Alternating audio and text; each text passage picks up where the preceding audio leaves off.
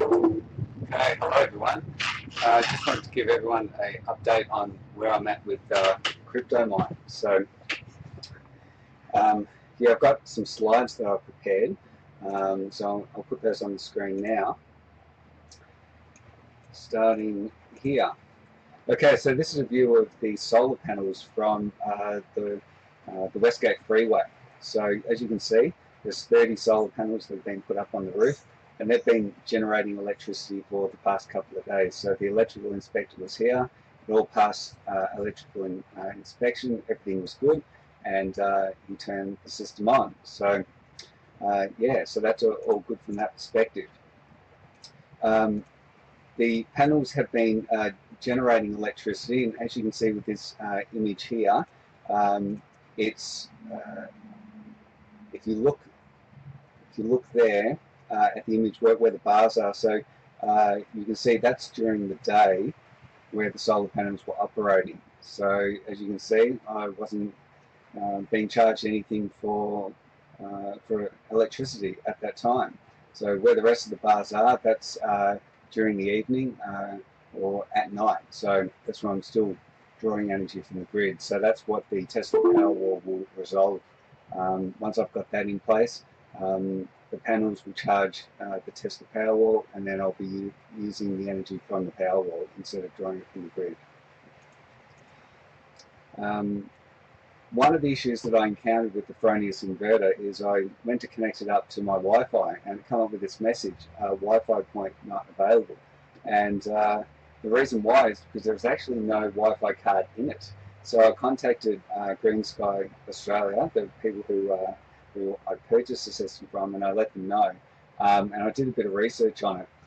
What I actually need is a product called the Fronius Data Logger 2, and that includes I guess a Wi-Fi card, and that sends all the information to I guess to your internal network so that you can actually see it, so you can do data analytics and all that sort of stuff. So I followed up with GreenSky and said, look, I really need this this product, and they're looking into it for me now. So hopefully they'll be able to sell it to me.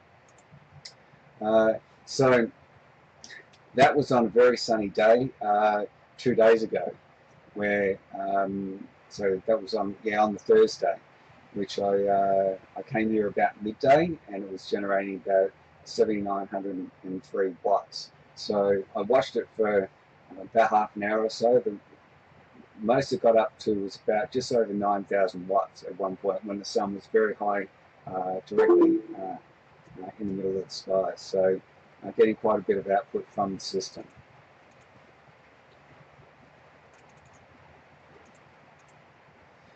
That's the Data Logger 2 card that I need for the Fronius inverter. So that's installed at the bottom of the inverter. There's a place where you can actually take the bottom off, and then it goes in as an add-in card, sort of how you put a Wi-Fi card in a computer, same sort of principle. So you can see there, that's the bottom of the inverter, and that's the Data Logger 2 card. What I also need is something called the Fronius Smart Meter, and that's really important as well for data analytics, so that I can get a real-time view of how much power that I'm generating, how much power that I'm using, and various other metrics that are really important to me. Because you know, I'm a scientist, I like science, I like numbers, I like having all the data on hand. I need this data to, I guess, to create content about. So I want to put all the information out there about the results of how I'm going with the crypto mining on solar power. Because there's various people who are watching this, investment bankers, investment managers, and various other business people who are very interested in the numbers on a very small scale to see whether it's viable on a much larger scale. So really important that I have both the Data Manager 2 as well as the Smart Meter. And yeah, as I said, GreenSky Australia will be following up on those for me. Okay, here, this is some of the output from the Smart Meter. So as you can see, this isn't my Smart Meter, this is just an example from the internet. And that's where somebody has, you know, you can see the results from their solar system there. So that'll be the sort of data that I'll be able to generate. another example, a graphic from the smart meter. Okay, this quote here, this is the quote to run the, or to connect up the mine to the three-phase power supply from the house. So what they need to do, they need to run a line overhead to the mine. So it's going to cost me about $1,809 to get all that done. But at that point, I'll have three-phase power directly connected to the mine, and I'll be almost ready to go once the battery's in, of course. Okay, the Tesla Powerwall. So yesterday I signed the contract with Tesla, and it's for the Tesla Powerwall 2, usable capacity of 13.5 kilowatt hours. So they're going to install that in July or August. There's quite a backlog of wait, and the reason why is because there's so much demand for these batteries. A lot of people in Australia want them, and it's not so much of an issue for me having to wait a little bit longer. It gives me more chance to save, and because they aren't exactly cheap, so it's costing me about $11,000 for the Powerwall, and it might be a little bit more because of the installation. Might be a bit more difficult because I'm on three-phase power, so they've warned me about that, but that's okay. So one Powerwall should do me to start off with, but I'm going to need more, but no doubt about it. So I've done the numbers, and I'll definitely need at least a second one at some point. So maybe by the time I need the second one, though, maybe Tesla will come out with a Powerwall 3 that will have more capacity. If that is the fact, then this second one that I'll buy will be a Powerwall 3, but they haven't released any official technical specifications for that yet, so there's been no announcement on it. Okay, security cameras. So I put up a number of security cameras outside the property. Here we see my brother camera was captured at midnight a couple of nights ago out in the street.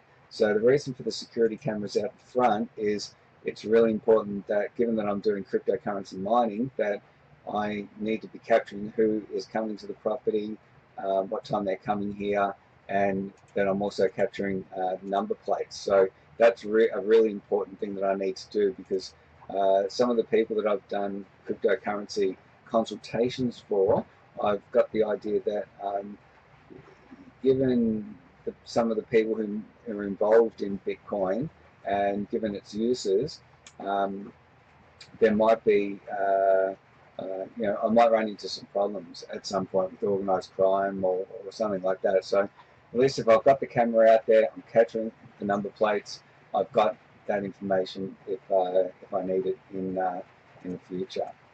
So the camera is really good during the day, but it's not so great at night, even because it goes into night mode, and the night mode you can't see the number plate. So what I've done, I've put up a solar light, and it's capable of 1500 lumens, and it comes on automatically when movement is detected.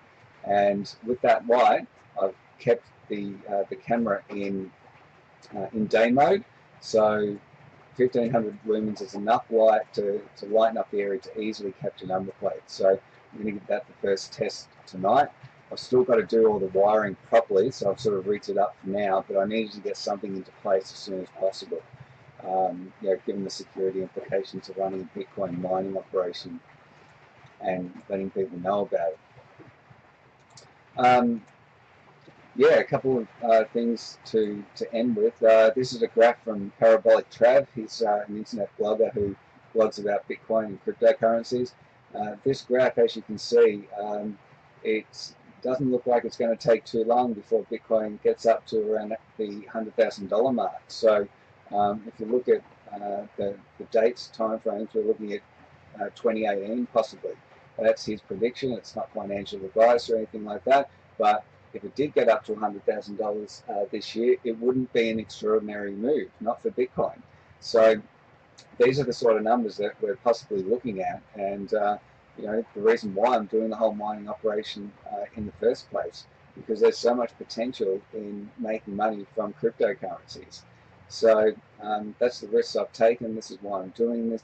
It's a business. There are some people out there, notably Hamza Kadis, Jeff Kolak, and others, who don't perhaps believe much in cryptocurrencies, but time will tell. If they fail, they fail. If they succeed, then I'm in the box seat, right place, right time, got the right setup. So in business, we talk about a concept known as barriers to entry, and that refers to what roadblocks are in place that business needs to go to for them to get into a particular industry and start selling a particular product or service. So if you think about Bitcoin mining, the barriers to entry, you need cheap electricity. If you don't have cheap electricity, you need to get it somehow. So in Australia, we need to do it on renewables. So that means solar power and batteries. So the barriers to entry are at least a 10 kilowatt solar system, at least one Tesla Powerwall. So 10 kilowatt solar system, a good one, you're looking at 17,500.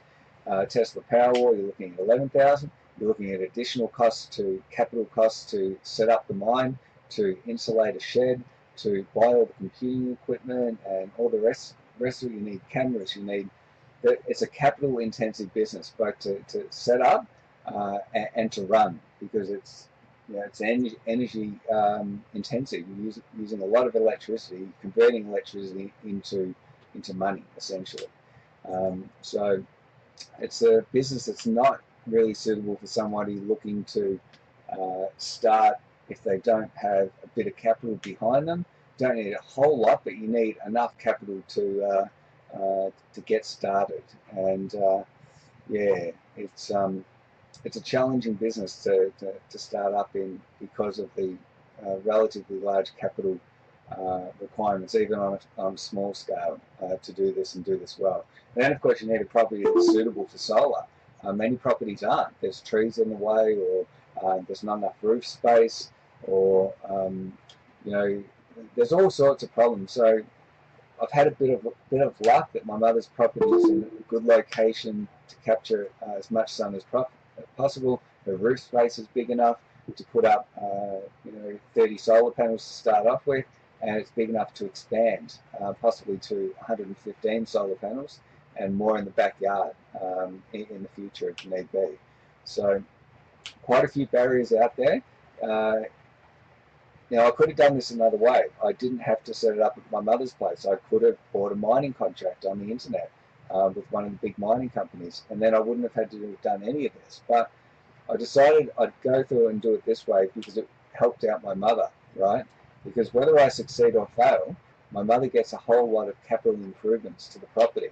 She gets all her power needs paid for the rest of her life. She's got a business operating here. If she wants to be part of the business, she can buy a Bitcoin mining machine, or she can put in some capital for the mining rigs, and she'll get a return on that capital. Same thing goes for my brothers. Same thing goes for some of you out there who are watching this. If you want to involve yourself, if you want to buy a small, let's say an Antminer S9 or something like that, and you want me to run it here, speak to me. We can have a chat about that. There's possibilities in the future for that.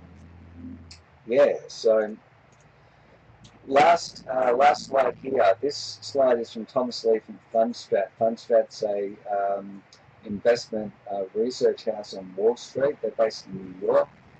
Thomas Lee is the founder. I believe he's a managing partner of Fundstrat. And he put up an excellent presentation about blockchain and about Bitcoin and where he sees it going. So looking at these numbers here, you can see he's looking at $100,000 per Bitcoin in 2022, $1 million per Bitcoin by 2028, and $10 million per Bitcoin in 2034. So those might seem like extraordinary numbers, but if you look at the math behind Bitcoin, if you look at the people who are getting involved in the space, you look at the millennial generation and the fact that that's where they're putting their money. They're putting their money into cryptos, right? So these sorts of valuations, while they might sound very high, Thomas Lee is actually known as a conservative analyst when he talks about Bitcoin. So I think that his numbers here may be conservative. So for those of you out there who think this is outrageous, this isn't going to happen, it's a bubble, etc., I will remind you that I'm a student of financial bubbles. I've looked at many of them in the past, and Bitcoin and the crypto space has got a whole lot of hallmarks um, of it being a bubble. But you've got to look into the math behind it. And when you look at the math, you'll realize that, well, hang on a second, this is a little bit different to what's gone on in the past. So I encourage all of you out there to do your homework, spend some time, think about it independently, read the white papers that are out there, look at the math, and come to your own conclusions. I think that's really important. So my personal belief is that we are nowhere near a bubble. We might have some high valuations in some of these cryptos, but of course those valuations have come back down over the last couple of months.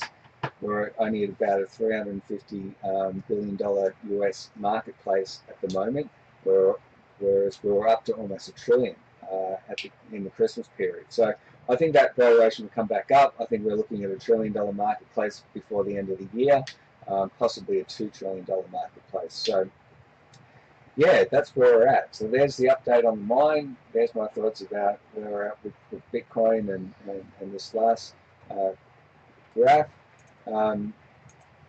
Yeah, so I hope all of you out there are well, and yeah, I don't think I've got much more to add really. So unless any of you have got any questions that you might want to ask me, feel free to ask some questions. Maybe I'll leave a couple of minutes to if some of you want to ask some questions. So yeah, it's starting to rain outside, so the solar panels aren't working great at the moment, right? They're not going to work when there's not a whole lot of light when it's raining. Yeah.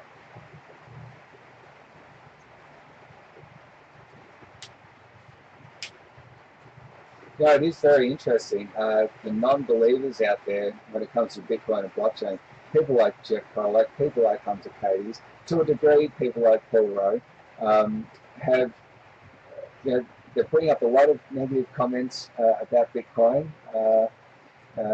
Hunter Cadies in particular, commenting in news pieces, and same with Jeff Krolak, commenting in the news, Herald Sun articles that are on Facebook. Well, whether you, my friends, believe in Bitcoin and blockchain or not, I've achieved my goal. I've raised awareness about it, right? And each of you have come to your own independent conclusions on the technology, where we're at, and whether you think it's a good bet or not, right? So I must admit, it has surprised me somewhat, some of the people who have not taken to it, who have not done their homework. What I've actually found is that the people who are most against Bitcoin and most against blockchain just have not done their homework. They haven't read the white papers. They haven't looked at the math behind it. They haven't studied what's going on. They haven't looked at the technology. They've got no one or very little understanding about cryptography or computer science or any of the technical aspects of it. So yeah, what I find is that the people who are the most highly educated when it comes to these topics are the ones who are the most open-minded, the ones who have looked at it clearly, and they tend to be some of the most optimistic about where we're going. So, and the people who who haven't done their homework, they're just making negative comments, right?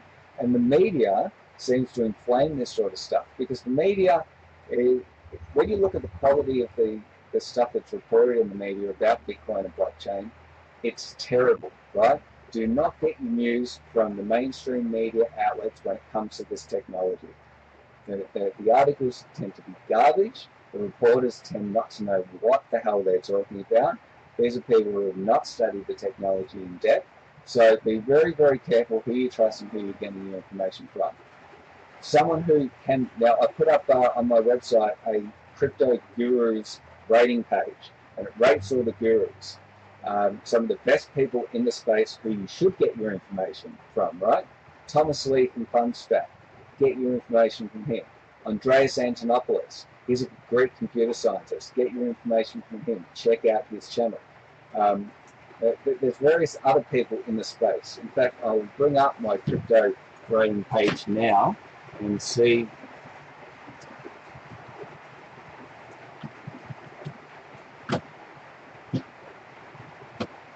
some of these people. So, INTJ Crypto Guru Ratings. Let me just close the store.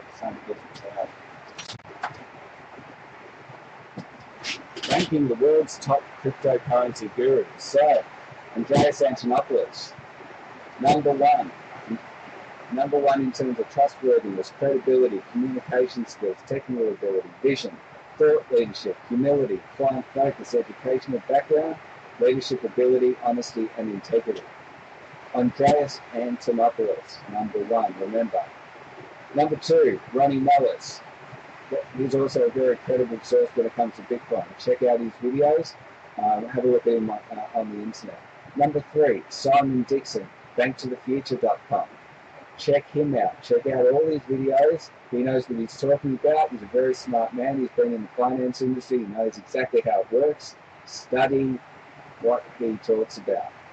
Number four, Trace Mayer, entrepreneur, investor, journalist, monetary scientist, and defender of the freedom of speech. So you want to be checking out some of these people. So let me see if I can just bring up my desktop, and I'll see if I can make this available.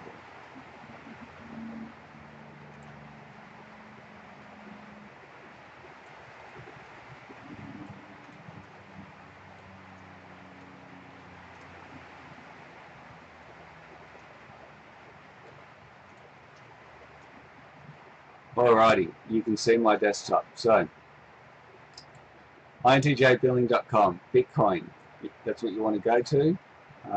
Bitcoin, INTJ Crypto Guru Ratings. That's the page. That's where I've rated them all.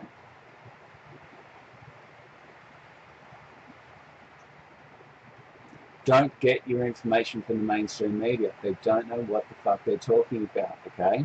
Study hard, spend time, effort. Don't fuck around when it comes to this sort of stuff, right?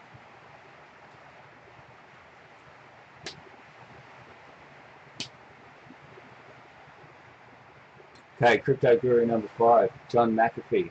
Tripper, yes, but think about the content of what he has to say. He knows what he's talking about. He is a programmer by trade. He's a mathematician. He's studied the numbers behind blockchain and Bitcoin. He knows what he's talking about. Yes, he's eccentric. Yes, his antics are really out there. Whether you like him personally or not, don't discount what he has to say, right? James Oldtucker. Now this guy, he also knows what he's talking about. So he's a technical guy as well as got a lot of experience on Wall Street when it comes to funds management and the like. So you want to listen to what he has to say. But remember, he's got stuff to sell you as well, so be a bit careful. Jeff Barrett, the Dollar Vigilante. Very, very interesting guy. I would be a bit cautious with some of his stuff, but have a good listen to what he has to say. He knows what he's talking about, right?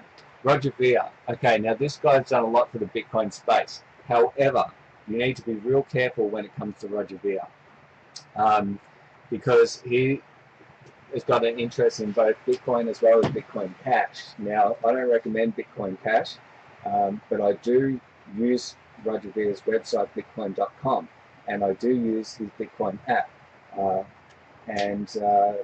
I explain to my clients the difference between Bitcoin and Bitcoin Cash after I've installed that wallet on their phones, and I think that's a good lesson for them. Even though that Bitcoin wallet is not rated as the best one, it's only got about 3 stars out of 5, I prefer it, and I prefer it because of the lessons I can teach my clients with Bitcoin. Jeffrey Tucker, somebody else that you want to definitely check out. He's an interesting guy, knows what he's talking about as well. Stephen Molyneux, he's been accused of running a cult. So whether you think he's a cult leader or not, the content of what he has to say is really important. So definitely check out his videos on Bitcoin, in particular Bitcoin and War. and how Bitcoin can create a situation that could potentially prevent war. So very, very good stuff. Daniel Jeffries, he's a really good guru. He knows what he's talking about. He's studied blockchain and triple entry accounting. Interesting guy. Check out his articles as well. Mike Novogratz is a Wall Street trader. He knows what he's talking about as well, but he's not a technical guy. The Winklevoss twins, the guys that Facebook's CEO Mark Zuckerberg screwed when it came to setting up Facebook. They know what they're talking about, checking it out. And yeah, Thomas Lee from Thumbstack. Very, very insightful guy. So yeah, that's all I really want to speak about today. I don't really have much more else to cover.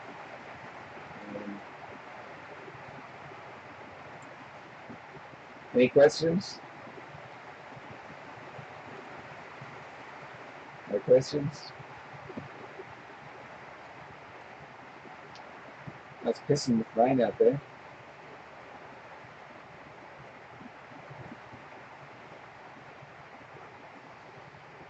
All right. Enjoy your day, everyone. Catch us later.